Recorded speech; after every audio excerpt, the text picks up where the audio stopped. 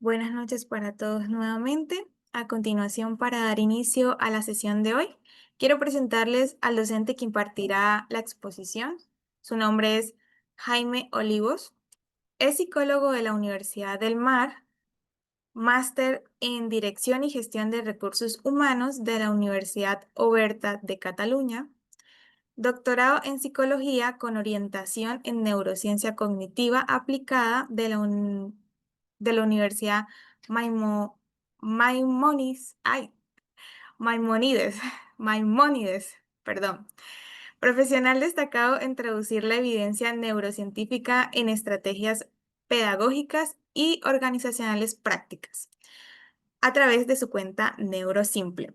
Docente en asignaturas de neuropsicología de la UST y de neurociencias de aprendizaje de la Universidad Católica de Maule.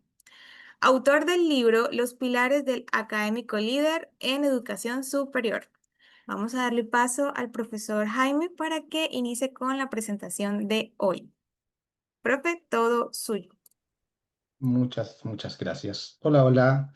Espero que estén todos muy bien y que se escuche bien, que eso es lo importante. Así que si pudieran colocar manitos de si se va escuchando, sería genial. Así yo puedo ir viendo eh, una mejor proyección de aquello. Déjenme lo típico, ordenarme un poco. Ahí. Ok.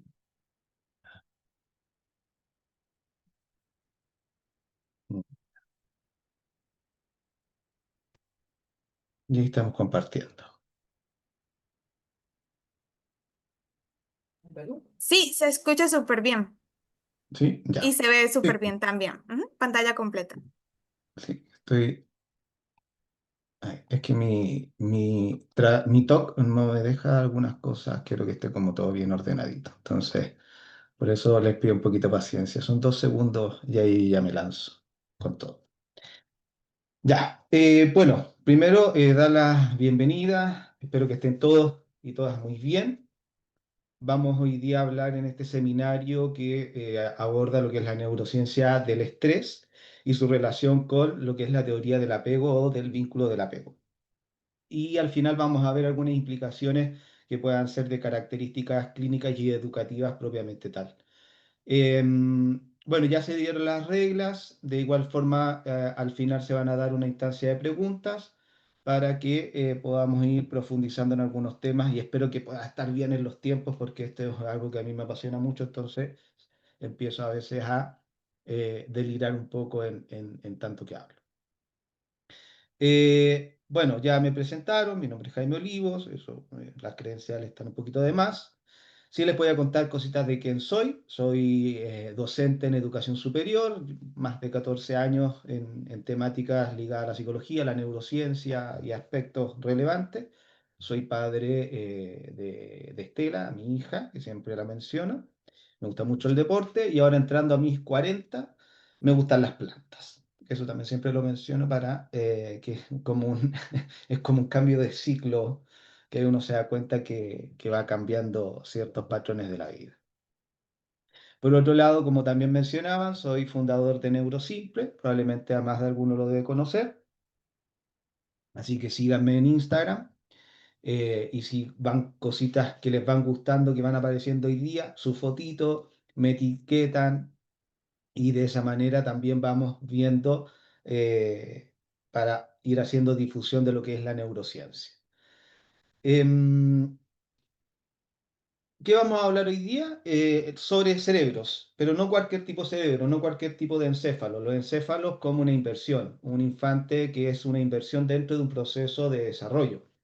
Chile es uno de los países que está determinado bajo ciertas características fundamentales del concepto inversión, el capital de la importancia que tiene el invertir en la infancia, sobre todo en la primera infancia si lo vemos desde la psicología del desarrollo humano. Cuando hablamos de la infancia, estamos específicamente determinando que es importante poder trabajar en los primeros años de vida sobre ciertos periodos sensibles para que de esa manera podamos ir desarrollando cerebros o encéfalos, porque esa es la palabra real, no es cerebro, encéfalos, que nos permitan promover de alguna forma un mejor nivel de formas de acontecimiento y afrontamiento sobre ciertas situaciones. Entonces, nunca olvidemos que la crianza, para no romantizarla tanto desde la crianza respetuosa, que si bien se habla mucho de aquello, a ver, veámoslo como una inversión. ¿Mm? Hay un autor, un chileno, Jorge Barudi, con Marjorie D'Artagnan, que determina y mencionan, haz un gran esfuerzo durante 5 años de tu vida y después no te tendrás que preocupar más de tus hijos. Eso suena un poco sarcástico, fuerte, pero lo que tratan de señalar es precisamente que si generas un buen nivel de desarrollo del apego, un apego seguro, probablemente las formas de afrontamiento que va a tener ese infante va a ser mucho más productivas y eficientes, a diferencia de otros tipos de apego. Esta es nuestra ruta de aprendizaje de hoy día. Tenemos dos grandes objetivos. El primer objetivo es comprender los fundamentos neurobiológicos del estrés, desde lo que es la neurociencia y cómo lo vamos a relacionar con el apego directamente.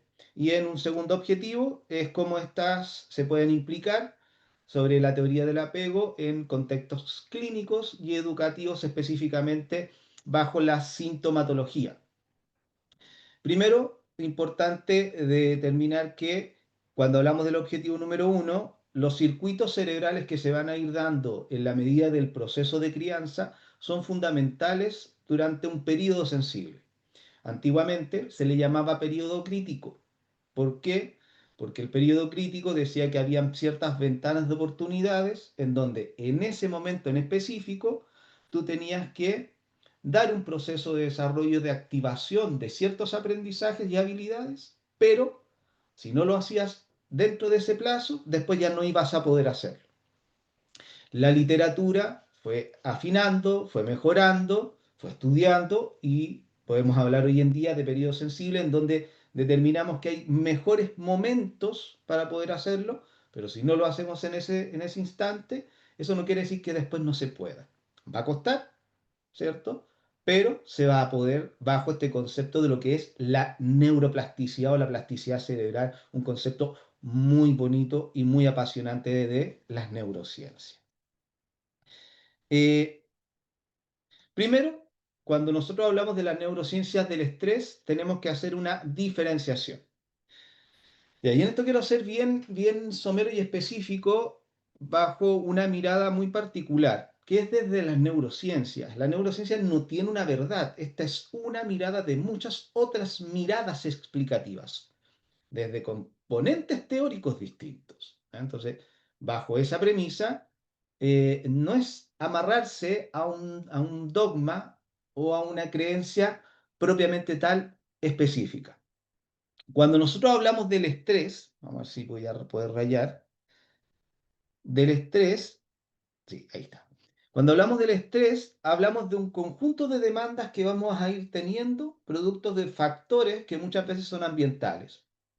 Horas laborales, carga académica, ¿cierto? Lo que vivimos, de hecho, el segundo semestre del año, muchas veces producto del trabajo, que es tener ya un nivel de cansancio del cuerpo que nos va generando muchas veces niveles de burnout, ¿cierto? Este desgaste, pero que es propicio por alguna respuesta de alguna causa que nosotros probablemente conocemos, probablemente conocemos. ¿Mm? Por lo tanto, el estrés se visualiza conductualmente de manera más fisiológica. ¿Mm? Tú vas a poder ir determinando que estoy con estrés debido a. En cambio, cuando hablamos de la ansiedad es un miedo, ¿ya? Es un miedo hacia un proceso anticipatorio. Yo siempre te lo digo y me río, pero no me río sarcásticamente ni burlándome de la ansiedad. ¿M? Y soy, perdón la autorreferencia, soy una persona que toda su vida ha vivido con mucha ansiedad. ¿Ya? Entonces, lo vivo desde un aspecto, desde la experiencia. Como dicen, el que lo padece puede bromear de eso. O sea, yo padezco, por lo tanto puedo bromear de la ansiedad. Eh, Nos anticipamos a situaciones, pero nos anticipamos a situaciones que probablemente nunca han pasado, pasarán, pero nos frenan. Son miedos a incertidumbres de situaciones que creemos que van a estar en algún momento presentes en nuestra vida. Y eso nos provoca a nosotros un pensamiento rumiante, reiterativo, constante, de que ese acontecimiento de alguna manera podría acontecer. ¿Mm? Entonces, a diferencia del estrés, que pueden haber muchas diferencias, lo estoy tratando de simplificar, insisto, por el poco tiempo que tengo, eh, la ansiedad cae en un marco más abstracto del pensamiento anticipatorio de un miedo que no existe. ¿Mm? Porque no está. Puede pasar, pero probablemente no. En cambio, el estrés está la causante. Y a veces puede que no lo sepamos, pero puede haber otro que te diga, oye, ¿sabéis qué? Estáis trabajando muchas horas. Estáis pidiéndole mucho a tu cuerpo. Fíjate cómo se está desgastando, etcétera, etcétera. Entonces ahí hay una diferencia que es muy importante. La ansiedad es mucho más psicológica. En cambio, el estrés es bastante más conductual fisiológico. ¿Mm? Desde ahí no podemos, ahí sí, determinar esta frase que a mí me encanta mucho y se las leo textual y disculpen que lea esto. Dice, el estrés produce ansiedad, pero el individuo que padece ansiedad no necesariamente padece de estrés. Esto es un ejercicio muy interesante que hay que considerar desde el punto de vista que cuando nosotros hablamos de el estrés, como lo vemos acá abajo, el estrés es por agentes estresores, laborales, sociales, académicos, etcétera, etcétera. Por lo tanto, el individuo puede presentar estrés porque su jefatura le dice, oye, tienes que trabajar, me tienes que entregar tanto trabajo de aquí a tal fecha, y tú calculas tus horas laborales bajo tus habilidades que tienes presente y te das cuenta y dices, no voy a alcanzar a hacerlo. Por lo tanto, el estrés te va a generar una reacción emocional que la vamos a denominar ansiedad, un miedo. No voy a alcanzar a tener la pega o el trabajo que mi jefe me está solicitando. ¿Ya? Entonces, como que el ciclo tiene sentido. El individuo que vive estresores y si siente que su autoeficiencia no se está promoviendo de forma apropiada, puede generar ansiedad. No lo voy a lograr. O como decimos en Chile, perdón la palabra, no me llevo fe. ¿Mm?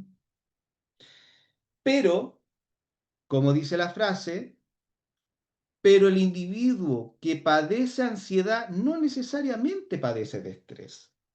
Es decir, un individuo podría estar ansioso, no sé, yo le digo a mis estudiantes en la universidad, por ejemplo, el día anterior del primer día de clases de que vas a entrar a la universidad, probablemente te cueste dormir.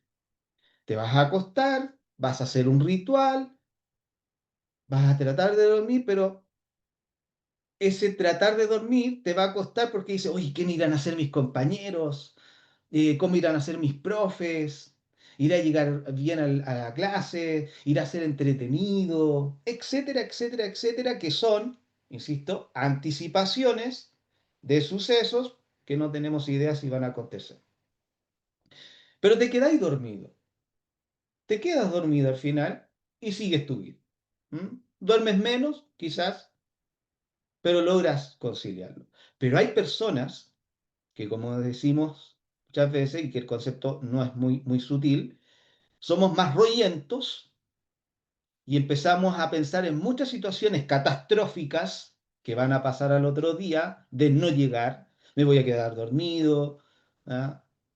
No se me va a acontecer la posibilidad de poder llegar y finalmente no duermes y no puedes ir a clases porque te estresaste de la misma situación anticipatoria. Por lo tanto, hay algunas personas que de la ansiedad sí pasan al estrés, pero es cuando ya ya está más crónico ese proceso. O sea, ahí hay un antecedente que es clave, ese es el primer tips. Si constantemente la ansiedad te interrumpe la cotidianidad de tu vida, es porque esa ansiedad te está llevando a circunstancias de estrés y te va a empezar a enfermar. Y el circuito cerebral se está dando de manera distinta, que es a lo que quiero pasar ahora. ¿Mm? Por ejemplo, aquí nosotros tenemos dos caminos de activación del eje de lo que es el estrés y la ansiedad. Por eso me gusta diferenciarlo. Vámonos primero por el estrés. El estrés es una percepción. Sabemos que la percepción puede ser debajo la lógica de cualquier sentido, que es de lo que es visible. ¿Cuánto trabajo me pide mi jefe? Me manda así un tanto de carpetas y yo digo, no voy a poder hacerlo. Perceptualmente eso es una amenaza, se cumple. Por lo tanto, se activa el botón de alarma, la amígdala, que siempre aclaro, la amígdala cerebrales. ¿Eh? Porque una vez estaba explicando en clase y un estudiante me dice, profesor, entonces yo no tengo emociones, porque a mí me extirparon las amígdalas cuando chica. ¿Ah? Y yo le digo, tranquila, se llaman igual por la forma que tienen, como forma de almendra, pero son distintas. Así que todavía tiene emociones. Así que tranquila. Cuando se activa la amígdala, hay un ejercicio concreto, literal, que se propicia en nuestro cuerpo, que es la activación del hipotálamo. El hipotálamo es, es la estructura cerebral, por lógica, que lo que hace es determinar la regulación y la homeostasis del cuerpo del ser humano.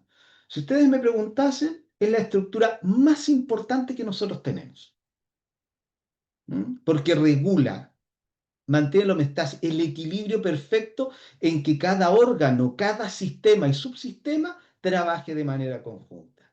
Y es un jefe, es un boss, es un ejecutivo, porque da señales para que otras estructuras hagan cosas. ¿Por qué digo eso? Porque a veces dicen, el hipotálamo libera cortisol. No, el hipotálamo nunca ha liberado cortisol. El hipotálamo no libera cortisol. El hipotálamo manda señales para que otras estructuras liberen cortisol. Por eso es un jefe, es un ejecutivo propiamente tal. ¿Mm? Y lo que hace el hipotálamo es la liberación del CRH, que aquí arribita yo les dejo toda la simbología, que aparte después ustedes van a tener en esta presentación, que es la hormona de la liberación de la corticotropina. ¿Mm? Esa corticotropina lo que hace es viajar desde el cerebro hacia lo que va a hacer nuestro estómago, por decirlo en palabras más simples. ¿Mm? Y va a activar esta hormona que es la adrenocorticotropina, que es particularmente en lo que vamos a denominar la glándula adrenal. ¿Mm? Esa glándula adrenal está en nuestro estómago y por lo tanto ahí es cuando se va a liberar el cortisol. Cuando se libera el cortisol, genera distintos tipos de reacciones en nosotros de activación y de alarma ante situaciones amenazantes. Esto que estoy explicando es velocísimo, es rápido. ¿Ah? Y es tan rápido que nos activa y ese cortisol también ayuda a la liberación de adrenalina. Tanto el cortisol como la adrenalina son hormonas. Yo hablo mucho de neuroquímicos y los invito a no hablar, por ejemplo, de neurotransmisores, porque no todos son neurotransmisores. Algunos son hormonas, otros neurotransmisores, otros neuromoduladores. Hablemos de neuroquímicos o bioquímicos cerebrales. ¿Ya? Y estas hormonas, al correr por el torrente sanguíneo, son mucho más rápidas. Entonces, si yo veo perceptualmente que voy caminando por la calle, cruzo, viene un auto, me toca la bocina, lo que se me activa es este eje en particular de estrés. De la amígdala de activación, liberar cortisol, adrenalina, ¿para qué? Para que mi cuerpo reaccione rápidamente y diga, ¿qué hacer? Correr, saltar. ¿Mm? Pero que me vaya explicando. ¿Ya? En cambio, la ansiedad, ¿ya? No hay una percepción de la amenaza. A veces estamos ansiosos sencillamente por estar ansiosos. ¿No le ha pasado a ustedes? Pucha, aquí es una lata no tener esa interacción, pero bueno. Me ha pasado a ustedes que se levantan con esta sensación de que algo raro en la guata, uno dice, siento como algo extraño hoy día, me siento extraño, distinto, no sé, y nos ponemos medio pitonizos y decimos, algo va a pasar, algo va a pasar hoy día. ¿Ya? Bueno, eso en psicología nosotros le llamamos precisamente es que no le has dado un nombre a la emoción. ¿Ya? Y como no le has dado un nombre a una emoción en particular, te genera incertidumbre. ¿Y qué es la incertidumbre? Miedo. Es decir, ansiedad. Entonces te levantas ansioso, pero no sabes qué está pasando. ¿Mm? Entonces hay una activación de la amígdala directamente desde la ansiedad. ¿Y qué pasa en esa circunstancia? Un déficit en la comunicación de la corteza prefrontal. ¿Ya? Aquí voy a cambiar de diapo y voy a volver. Yo juego mucho con eso, así que les pido mis disculpas. Cuando nosotros hablamos de la deficiencia de la comunicación de la corteza prefrontal, ¿cierto? Estamos hablando, da lo mismo, pero de nuestra frente, del lóbulo frontal, específicamente un apartado hacia más adelante, que se vendría siendo la parte anterior, porque esto es anterior, posterior, anterior, y en esa estructura, que es el prefrontal, que podríamos hablar muchas cosas, hay tres a cuatro estructuras que son fundamentales. La corteza dorsolateral, la corteza ventromedial, la orbitofrontal y una por sobre toda que es moduladora, que es la corteza cingulada anterior, que es la CCA o ACC, dependiendo si su sigla la dicen en inglés o en español. ¿Ya? ¿Por qué es tan importante esto?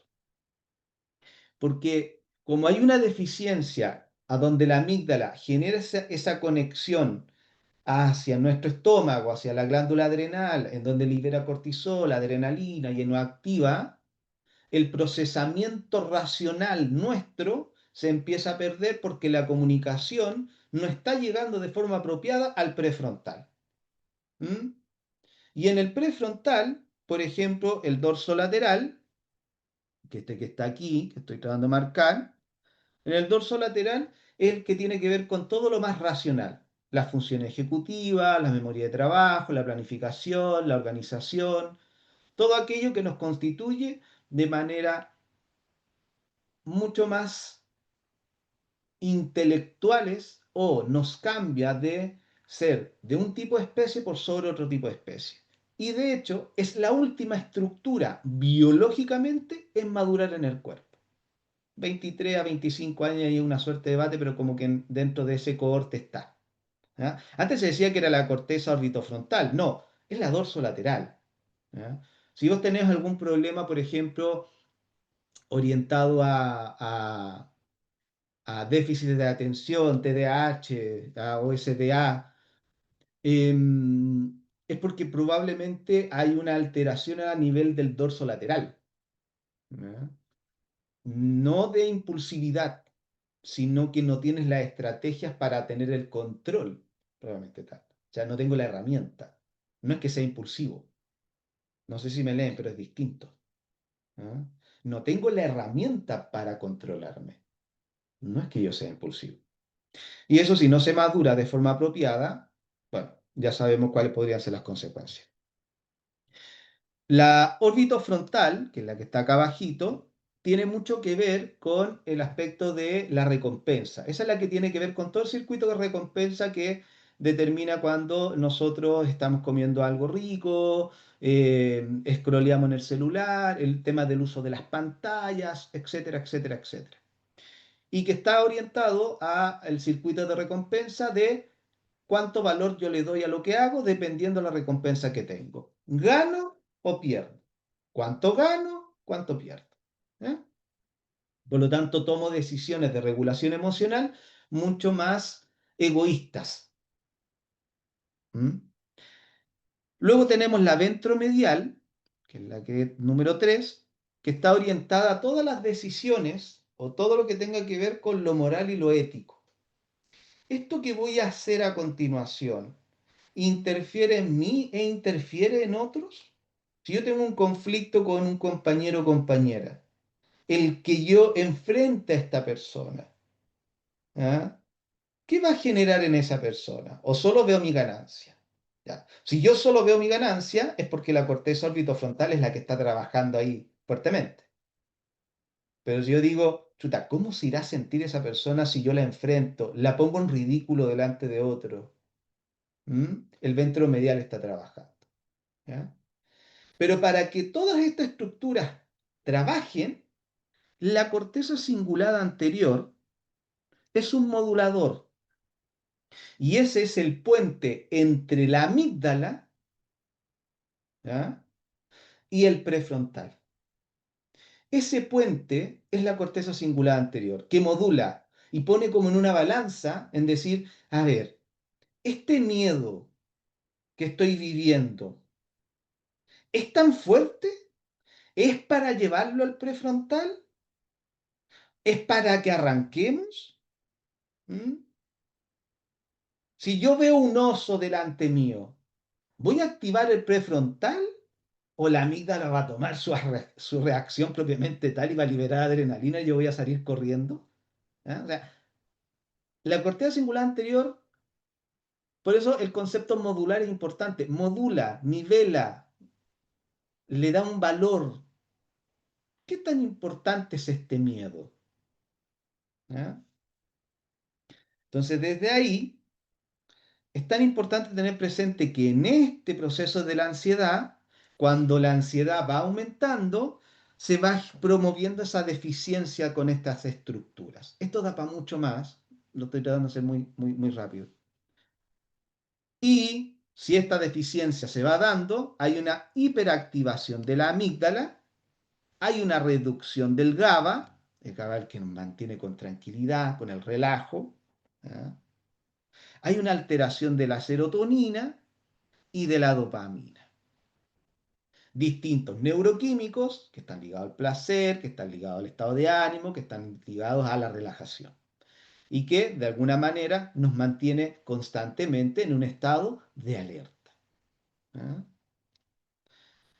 Déjenme avanzar. Bueno, después ahí van a ver, hay una diapositiva que eso que estaba explicando, hay un ejemplo muy específico de una situación que pasa cuando la corteza prefrontal tiene un conflicto con un compañero, cómo actúa cada una de esas estructuras. ¿Ah?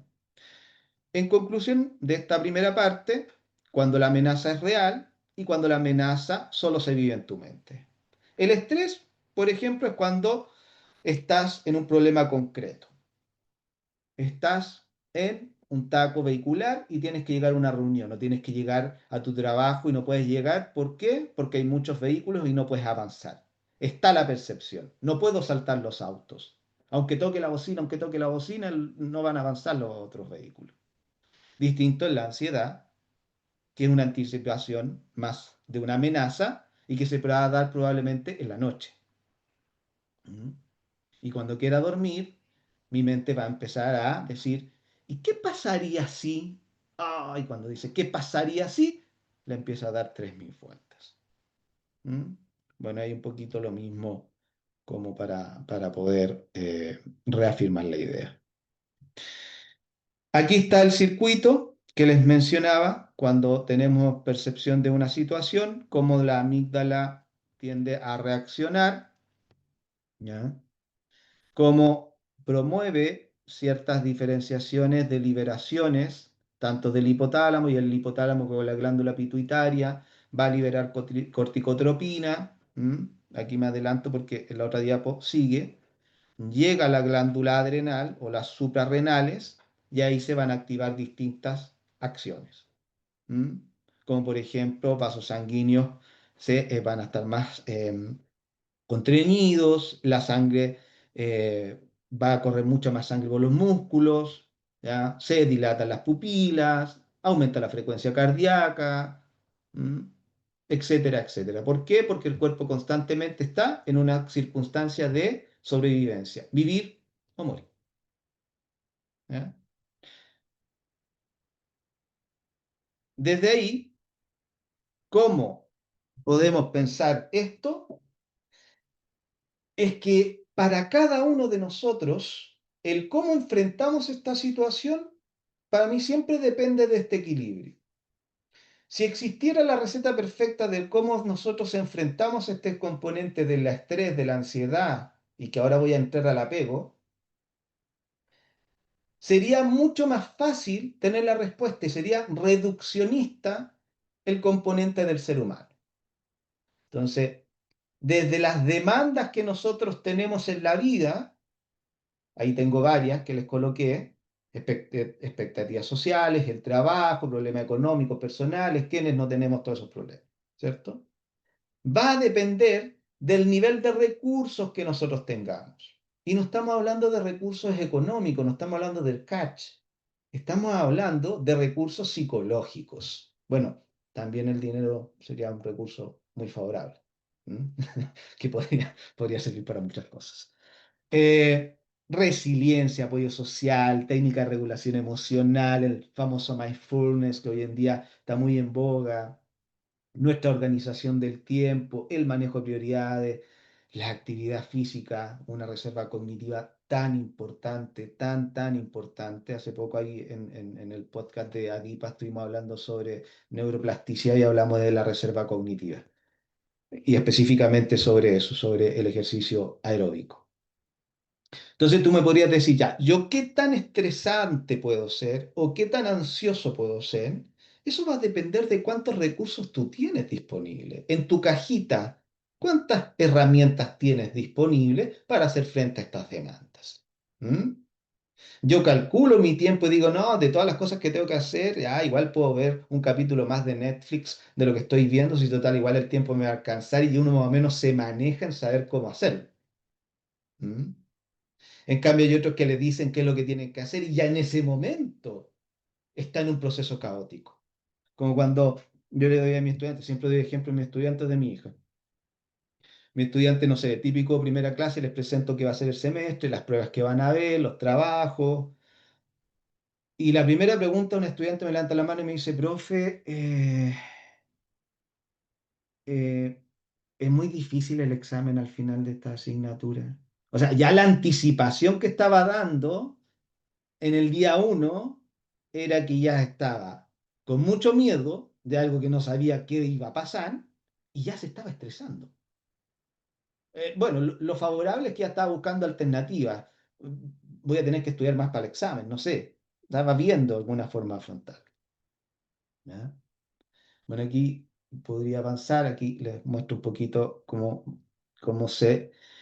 el nivel de estrés puede ocasionar distintas dificultades en el cuerpo.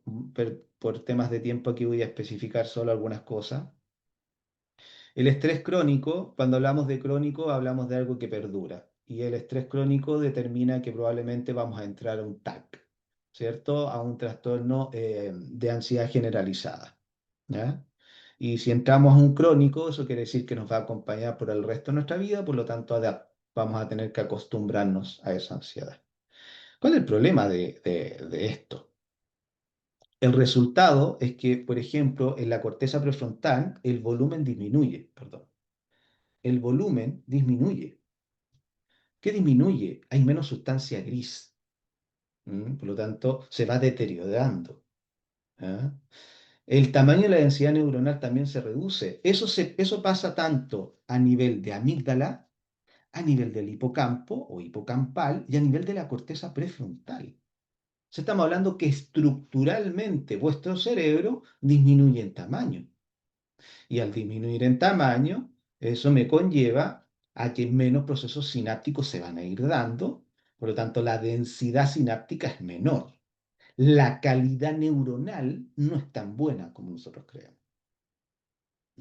Bueno, ahí hay varias cosas. Si ustedes se dan cuenta, por ejemplo, a nivel hipocampal, disminuye propiamente tal, el tamaño neuronal se reduce. Recordemos que gran composición de nuestras neuronas están en el hipocampo. El hipocampo es importante para lo que es la memoria inmediata, la memoria del momento, la memoria a corto plazo, ¿cierto? No es la biblioteca, pero es la que nos mantiene como otro centro de mando de la memoria en ese momento en específico. ¿Mm? Entonces surgen varios elementos que la estructura cerebral se va modificando. Ya, esto no es abstracción. Ojo, esto no es psicología sin sentido. Esto es evidencia científica de reducción del tamaño de ciertas estructuras. Cuando hablamos de tamaño, se debería decir entonces si el cerebro es más grande, ¿es mejor? No. Solo que la densidad de la calidad de la materia blanca versus la materia gris es menos. Por lo tanto, puedo generar esta deficiencia de la tríada cognitiva: atención, memoria, concentración. ¿Ya? Y así. Bueno, aquí había como un tipo cómics de cierre de este tema. ¿Ya? Entonces, ¿qué tiene que ver todo esto en relación a lo que estamos hablando de la importancia que tiene la curvatura del estrés? ¿Ya? Me gusta mucho a mí este esquema porque es muy explicativo y claro de que cuando nosotros hablamos de la curvatura del estrés, quiere decir que neurocientíficamente, primero, el cortisol no es malo. ¿Ya? Saquémonos de la cabeza que el cortisol es nuestro archienemigo y que endemoniamos el cortisol. Bueno, agradezcan que gracias al cortisol ustedes todos los días pueden levantarse. ¿Ya? Aunque despierte con despertador, despierte por voluntad propia, despertó por cortisol. ¿Mm? Y ese cortisol, al liberarse, libera dopamina. Perdón, no libera dopamina, ayuda en la concentración de la liberación de sustancia negra, que la sustancia negra es dopamina, y nos da esta agilidad mental. ¿Ya? Cuando nosotros tenemos bajos niveles de cortisol, estamos desganados, tenemos distrés desde un aspecto sin entusiasmo, con baja presión, estamos aburridos, perdón, estamos aburridos. ¿Ya? Nuestro nivel de desempeño es bajo, nuestro nivel de presión es bajo, por lo tanto la capacidad cognitiva es baja. ¿Ya? Cuando nuestro nivel de cortisol empieza a aumentar, y como decimos en Chile, estamos un poquito urgidos, estamos un poquito presionados, ¿ah? Tenemos un poco de presión, el nivel del estrés es óptimo y le llamamos el estrés positivo el euestrés, en donde gracias a ese cortisol, a esa dopamina, nos da un margen de tiempo de funcionamiento cognitivo en donde nuestro reflejo y activación cerebral es mucho más rápida y abundante. O sea, yo estoy despierto durante ese momento para poder ejercer algún desafío intelectual y cognitivo. ¿Ah? Pero cuando el estrés aumenta y le agregamos ansiedad con estrés, se genera este distrés con hiperactivación y ya sabemos que la amígdala, todo lo que expliqué delante, se activa, estamos en estado de alerta, estado de alarma y lo único que estamos pensando es vamos a fallecer en el intento. Por lo tanto, el cortisol al aumentar, lo que hace es una reducción significativa del magnesio. Y el magnesio es nuestra gasolina, por decirlo. ¿Mm? Reduce el magnesio, nos quita la energía. Y ahí entramos en este burnout. Burnout por desgaste o este burnout por desmotivación. ¿Ah? Esta curvatura es muy bonita, es una teoría mucho más amplia, se ocupa mucho, es muy interesante. ¿Mm? Entonces, ¿cómo esto nosotros lo reflejamos hacia lo que es el objetivo 2, que está orientado del estrés y del apego? Espero que me vaya explicando, insisto, es poco tiempo lo que uno tiene, pero trato de hacerlo lo más simple posible. Va a estar promovido lo siguiente. Veamos algunos datos. ¿Cuáles son estos datos? Primero, cuando hablamos de apego, sabemos que hay 4 tipos de apego y yo creo que casi todos, si no, si bien todos deben saber, tenemos 4 tipos de apego: apego seguro y 3 inseguros, ¿cierto? Un apego inseguro ansioso ambivalente, que también antes se llamaba resistente. Tenemos un apego evitativo, que antes también se llamaba evasivo. Y tenemos un apego desorganizado, que antes también se llamaba desorientado. Y la literatura cambia, hay subclasificaciones de desorganizado, el desorganizado tiene 5 subclasificaciones, ahí lo invito a leer Jorge Barude, a Felipe Le Calenier, que también trabaja mucho con el tema de adipa. Son dos visiones distintas, pero de alguna manera explican lo mismo. Yo aquí al hacer una suerte de meta-análisis de distintos estudios que he ido analizando en estos años, aquí hay una tabla comparativa de la prevalencia de los estilos de apego en Chile y en algunos países de Latinoamérica en donde hay evidencia científica. ¿Por qué muestro esta tablita? No para enredarlos con números, solo mostrarles que este es más o menos el porcentaje que se tiene de los tipos de apego. En la población, el 45% de la población tiene apego seguro. ¿Mm?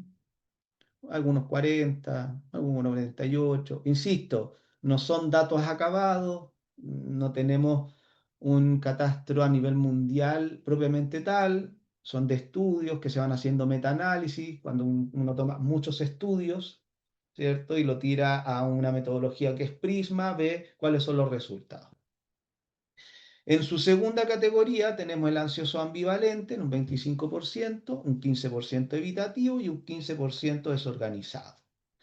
Y el desorganizado generalmente ahí es un poquito más controversial porque uno piensa que es más orientado a un 10% probablemente, más que 15%. ¿Mm? A mí me gusta mostrar este datito como para identificar en dónde estamos situados, o sea, dónde está la población. ¿Mm? Cuando hablamos de un apego seguro, como ustedes pueden ver acá a la derecha, las características de los cuidadores, tratando de explicarlo muy, muy rápido, muy simple, son cuidadores más sensibles, más consistentes, mayor nivel de empatía, mentalización, están presentes, son reguladores del estrés, hay una consistencia. De hecho, Barudi determina y dice, hay tres elementos claves en la crianza. Uno es el contacto físico, dos, las verbalizaciones y tres, lo que va a ser el contacto visual. O sea, el contacto físico, las verbalizaciones, ¿cierto? Y esta interacción que nosotros estamos teniendo, ese embudo da esta consideración del afecto. ¿Ya? No sé si lo dije bien. Bueno, el orden da lo mismo, pero verbalización, contacto físico, contacto visual, sí, ahí está. ¿Ya? Esta hora ya en la noche a veces se va enredando. Ujú. Y en el apego seguro va favoreciendo la confianza, la calma y las relaciones estables. De ahí vamos a ir viendo algunas otras características. En el ansioso ambivalente, los cuidadores son más inconsistentes, a veces sí están, a veces no. A veces el bebé quiere la papita, quiere su leche, a veces el cuidador va y se la da, a veces no se la da, a veces le dice que le quiere, a veces no le dice que le quiere. ¿Ya? Y en esa disonancia, en ese voy y vuelvo, se puede ir generando esta circunstancia de que este bebé, y esto es muy triste, de hecho en el apego ansioso ambivalente, este infante, este chico, esta chica no se siente lo suficientemente querible. Entonces dice, ¿qué estoy haciendo mal? ¿Por qué a veces sí? ¿Por qué a veces no? ¿Mm? Entonces la premisa del ansioso ambivalente es, no soy lo suficientemente querible por esta persona. Y eso empiecen a pensar en el futuro, po, con mis amigos, con mis parejas, etcétera, etcétera. ¿Ya? Entonces, esa inconsistencia de la familia de a veces estar y a veces no estar va promoviendo esto. Esto no quiere decir que si se da una vez se genera un tipo de apego. ¿Ya? Esto siempre es la sumatoria de muchas cosas, es la persistencia, la consistencia de aquello. ¿Ya? No, no traumaticemos todo en la vida, por favor. Que también es importante. No cristalicemos esto de la crianza respetuosa, de no decir ciertas... No, hablemos de corrección, hablemos de elementos que están orientados a que todos podemos ser malos padres en algún momento, cometemos errores, pero tratamos de evitar el mayor número de errores, ¿cierto? Entonces, si alguna vez yo no tuve una muy buena reacción con mi hijo y le grité, chuta, voy a generar apego ansioso ambivalente. No, ojo, la suma, la persistencia y la sistematización de eso es la que genera este circuito. ¿Mm? Bueno, en un apego evitativo, los cuidadores son más desalentados. Este es un cuidador que se puede trabajar bastante con ellos. ¿Por qué? Porque son cuidadores que generalmente están mayormente relacionados con no saber hacer la pega. ¿ya? Y quiero dar un dato que a lo mejor va a sonar feo, no se me malinterprete, por favor, no es que quiero estigmatizar y decir que eso es así, pero la investigación nos apunta un poco a que en un porcentaje significativo, muchas madres adolescentes provocan apegos evitativos, ¿ya? Cuando hablamos a una madre adolescente, estamos hablando de una chica de menor de 15 años, ¿ya? O sea, estamos hablando de una chica que de un día para otro le cambió su vida de que iba a salir a carretear a la discoteca y de un momento a otro tiene que aprender a cambiar pañales, no sé, y que toda su vida cambió. Entonces no sabe hacer la pega. Entonces piensa y dice, chuta, entre hacerlo y hacerlo mal, mejor no lo hago. Por lo tanto, evita el contacto. Eso no quiere decir que lo evita en su 100%.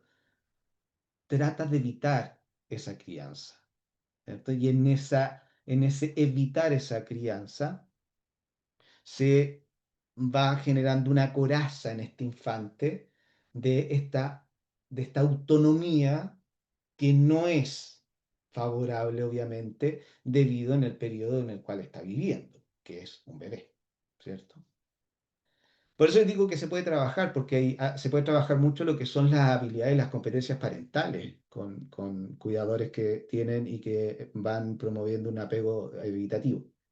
Y en el desorganizado, bueno, se habla de una mezcla entre el ansioso ambivalente y el evitativo, pero claro, no es tan así. En el desorganizado o puede ser más ligado por la negligencia, el abandono o por el maltrato físico y psicológico. Y ahí es cuando hay una mezcla entre lo evitativo y lo desorganizado, pero, y perdón que lo diga así, no es muy bonito como lo digo, pero lamentablemente en el apego desorganizado no hay mucho que hacer. ¿Ya? Porque hay un nivel de daño tan significativo que muchas veces estamos hablando de cuidadores que tienen altos niveles de toxicomanía, viven historias de violencia y maltrato transgeneracionalmente. Ellos ya vivieron situaciones abusivas, negligentes en su vida, repiten el patrón y que son cuidadores que generalmente mm, estos infantes deberían ser retirados del cuidado inmediato de ese tipo de familia. ¿Ya? No me gusta mucho mencionar aquello desde ese punto porque creo que a veces suena como feo decirlo de esa manera como tan desesperanzadora, pero 1 de cada 10 desorganizado tiene un buen proceso de reparación. Ojo con eso. 1 de cada 10. ¿Ya? Por eso es un poco desalentador.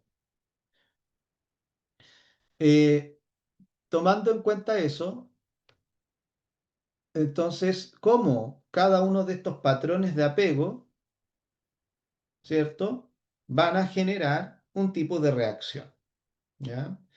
Si ustedes se dan cuenta, acá coloqué algunos trastornos que están asociados a ciertos apegos y lo que ustedes pueden ver acá, por ejemplo, lo que estoy marcando, perdón, siempre me equivoco ahí, ahí sí,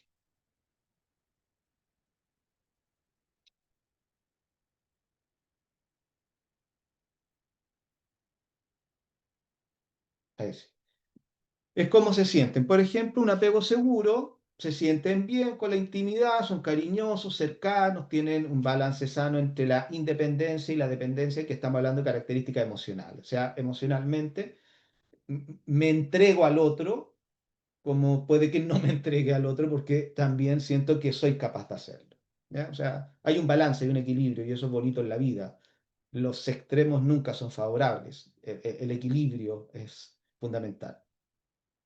¿Cuáles son los trastornos asociados a un apego seguro? Bueno, cualquiera, si todos podemos tener trastornos, todos podemos llegar a generar una estructura neurótica y que por lo tanto si vivimos una situación de duelo, un trauma, vamos a vivir algún trastorno, pero no están directamente asociados a trastornos. O sea, tenemos más herramientas a disposición porque los pilares de resiliencia básicos que se crearon en la infancia son mucho más favorecedores al momento de enfrentar situaciones desventajosas en la vida. ¿Se acuerdan de la diapositiva que les mostré de demandas versus recursos?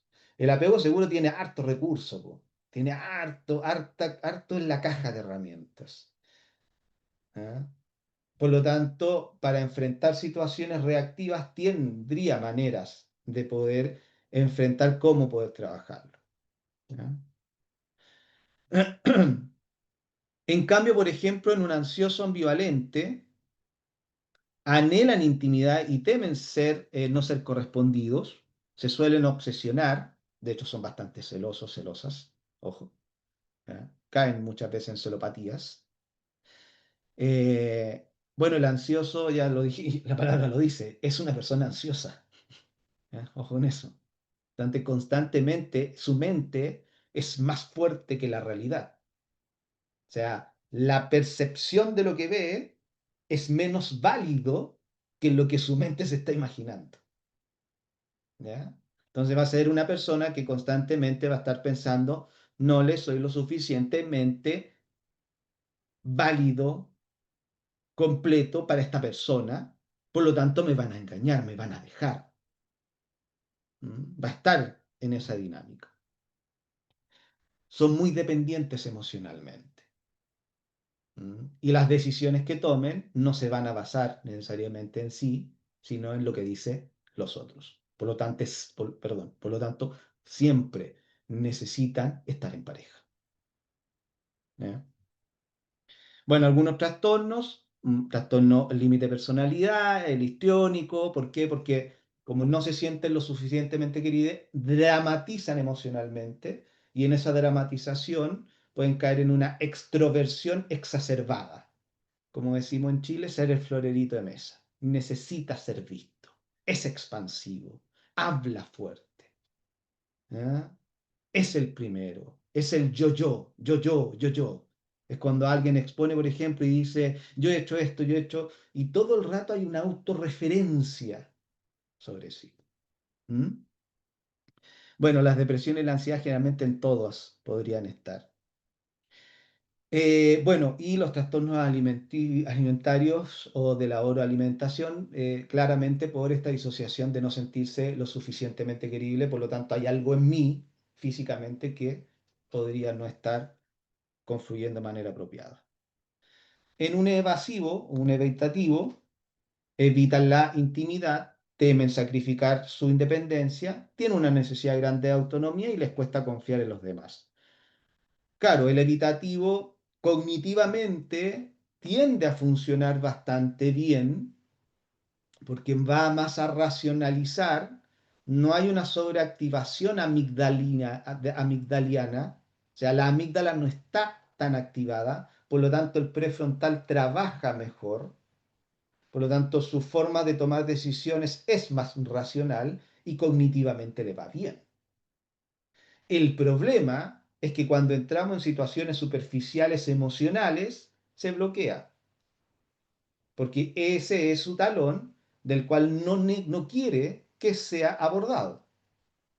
Y ahí viene la lógica de la evitación. Son muy autosuficientes. Y si tienen relaciones, obviamente buscan un poco más la superficialidad de las cosas por sobre lo que es la profundidad de una relación. ¿Eh?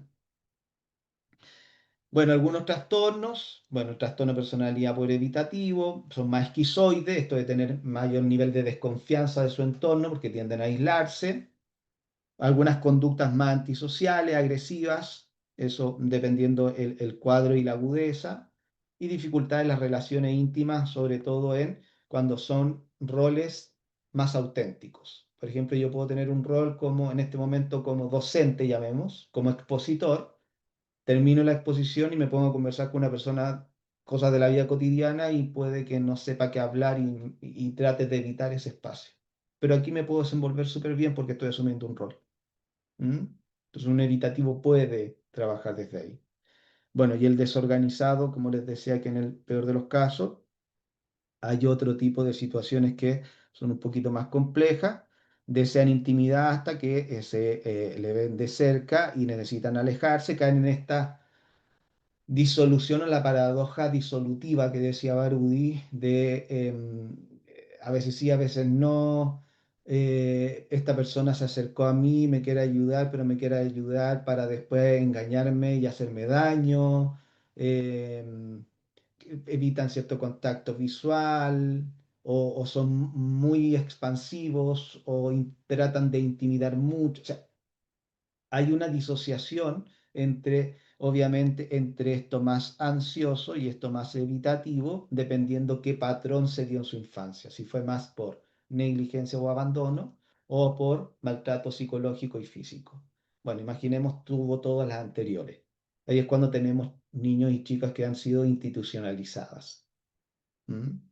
Que ahí es cuando se da este tipo de apego, que es el apego reactivo, perdón, trastorno reactivo del apego, que es como ya hay una distorsión particular de los tipos de apego, específicamente producto de las circunstancias tan lamentables de su vida. ¿Ah? Bueno, en tiempo creo que estamos pasaditos, solo quiero mostrar algo más, quiero dejar un cuadrito. Bueno, aquí puedo dejar esa diapositiva, mientras podemos generar el tema de las preguntas del afrontamiento clínico y educativo de la etapa del desarrollo de los apegos, tanto en la infancia, perdón, en la juventud y en la adultez, a nivel clínico y a nivel, por ejemplo, educativo en cada uno de los casos y sus referencias teóricas. ¿Mm?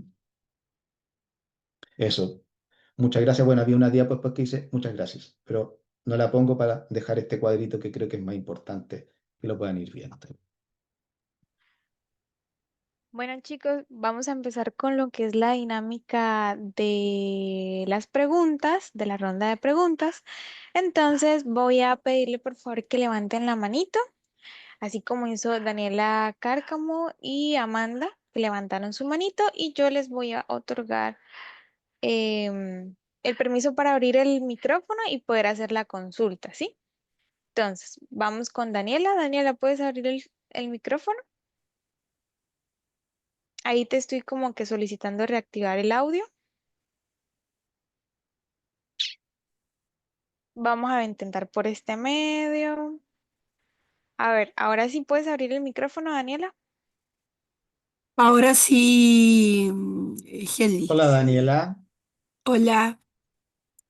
Bueno, yo soy profesora en la cárcel y tengo una duda un poquito de lo que es la parte hormonal. A mí me descubrieron hipotiroidismo. Mm. Voy a dividirlo en dos partes. ¿Eso me puede afectar por ejemplo, la ansiedad? Con la parte de las amígdalas.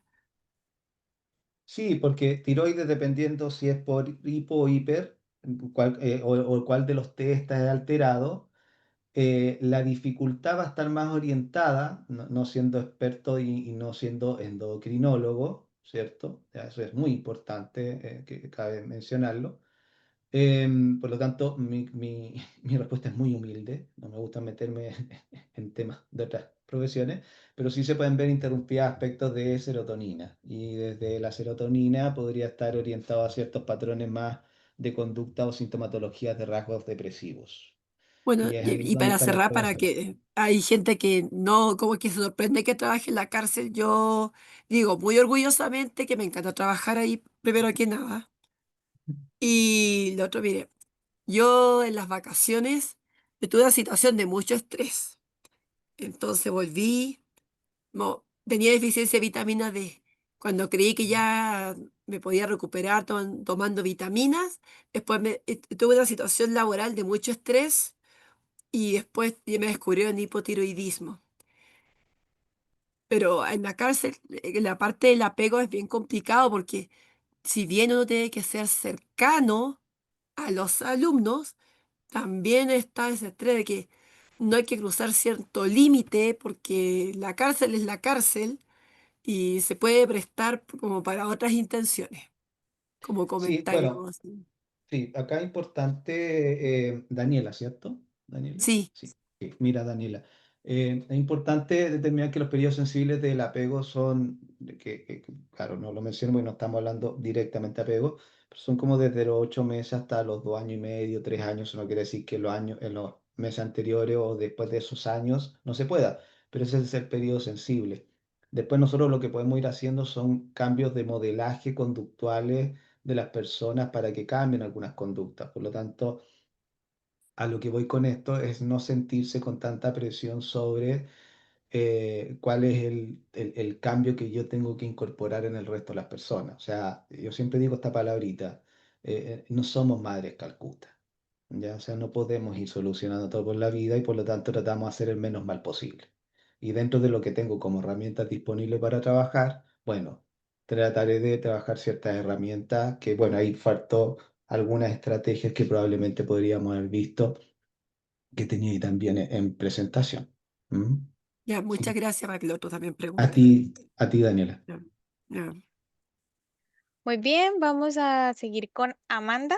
Amanda, ¿puedes abrir el micrófono, porfa?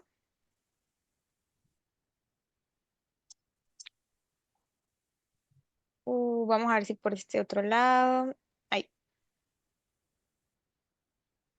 Ahora sí, trata de abrir el micrófono. Ahora sí. ¿Me escuchan? Sí, Sí, sí, Hola. sí. Hola, Eh, hola. Muchas gracias por el seminario. La verdad, es súper interesante siempre poder hacer actualizaciones con respecto a este tema, principalmente cuando en las universidades tampoco es una base tan científica, por así decirlo, de la psicología. Mi pregunta iba más orientado a una parte que mencionaste sobre la reserva cognitiva, Sí. que si bien yo entiendo, la reserva cognitiva también ayuda para, por ejemplo, para personas que tienen o viven situaciones de alto estrés, que no se les desarrollen patologías asociadas más como a lo cerebral. Entonces, ¿de qué forma podríamos también trabajar la reserva cognitiva y en qué procesos o en qué edades realmente es primordial hacerlo? Me encantó tu pregunta. Porque la reserva cognitiva es algo que a mí me encanta hablar. Mira, la reserva cognitiva, primero, no hay edades, ¿ya? Entre más temprana edad en la vida, todo siempre es mejor, menos las adicciones. ¿Ya? Piensen en eso siempre. Todo que comience desde a más temprana edad siempre va a tener mejores resultados, menos las adicciones.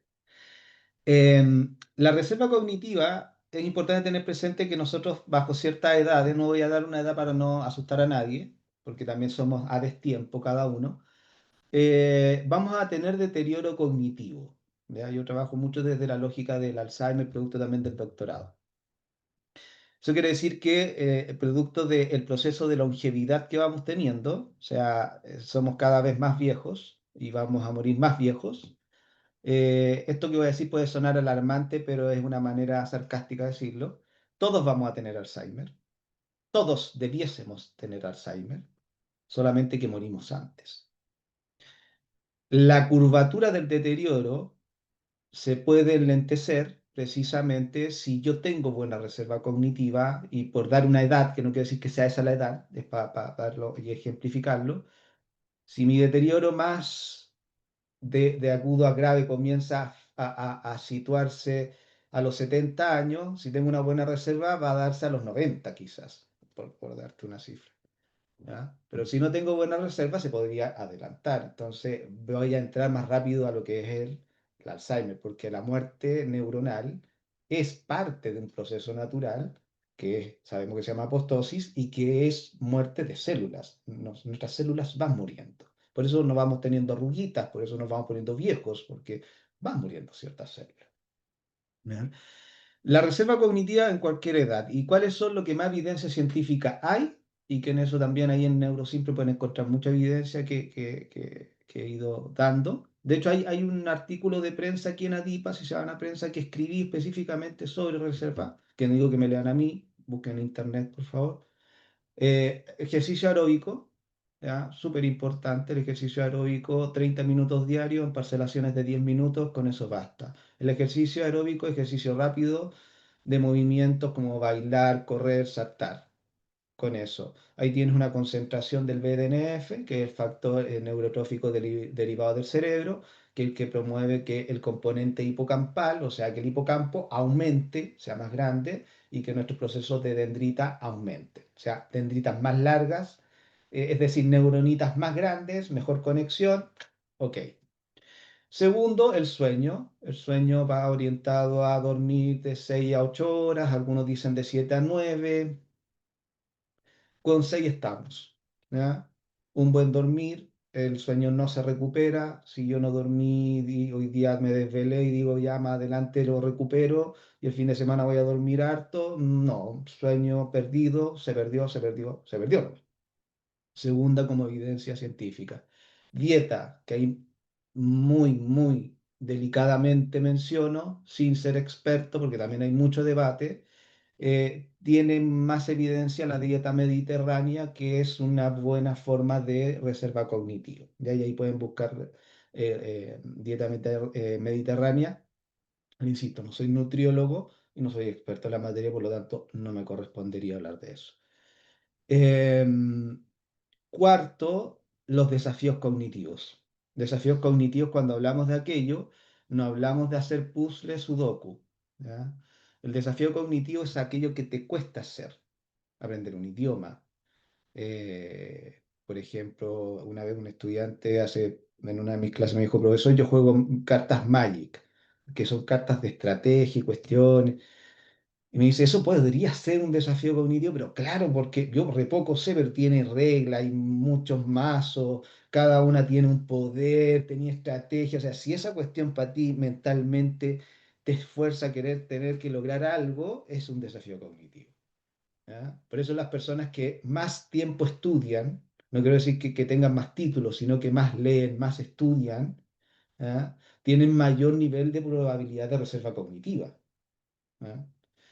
Y lo quinto, que lo trabajaron mucho los italianos, es el tema de las relaciones sociales. El tener buenas relaciones sociales y que se vio menguado producto de los periodos de la pandemia en donde no tuvimos ese contacto físico que es tan importante sobre la liberación de la oxitocina, que es un regenerador del tejido dañado, que es la famosa esta hormona del apego, del amor. eh, y que se ve mucho en otros países como Italia, Argentina, por ejemplo, que está lleno de cafés y tú ves muchos adultos mayores conversando, teniendo relaciones sociales, a diferencia de Chile, que tenemos un nivel de soledad, que hace poco salieron estadísticas lamentables del nivel de soledad que tenemos nuestros adultos mayores, en donde no hay relaciones sociales. Y eso es una clave de reserva cognitiva. Yo te podría decir que esos son los 5 elementos que hasta ahora, que no digo que son lo único, pero mayor nivel de evidencia científica hay, y en ese orden.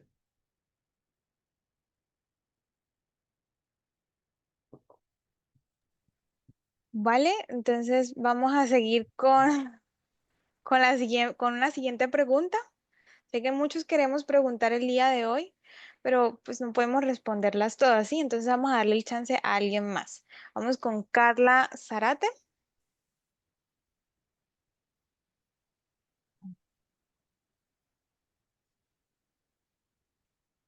Carla, a ver, Hola, sí. sí, Ujú. ya. Tengo una pregunta que no sé formularla muy bien. Dale, aquí la armamos. Ya. ¿El tema del apego se genera solamente en la infancia?